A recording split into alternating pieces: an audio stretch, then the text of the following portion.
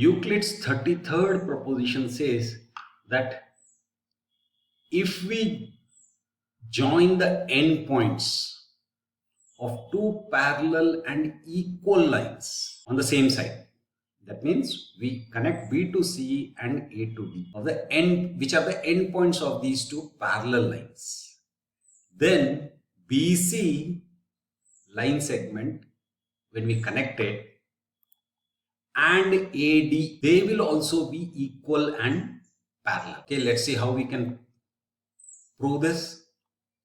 Now what we'll do is we'll connect B and D. Now remember, we are given that these two lines are parallel, AB and CD.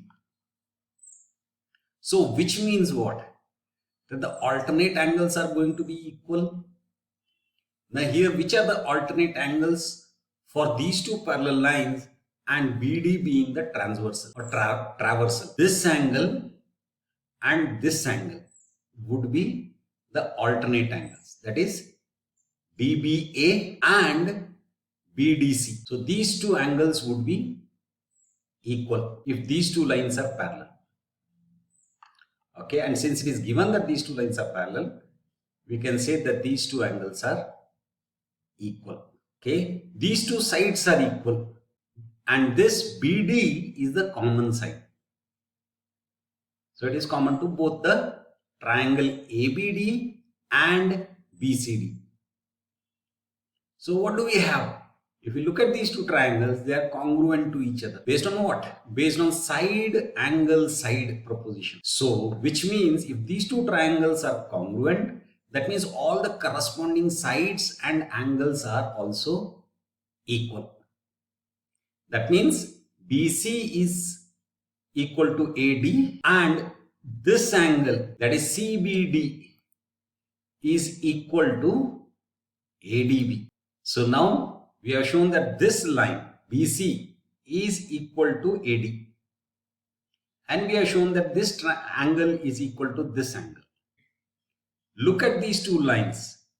This line acts as the traversal between these two lines, and in that case these two angles become alternate angles, and alternate angles being equal, that means these two lines are parallel to each other. So we have shown that given two parallel lines which are equal to each other in length, then if we connect the endpoints on the same sides, then those two sides would also be equal and parallel.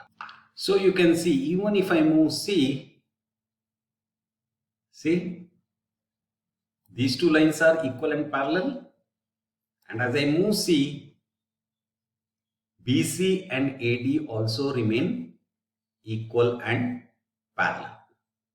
So that is proposition 33.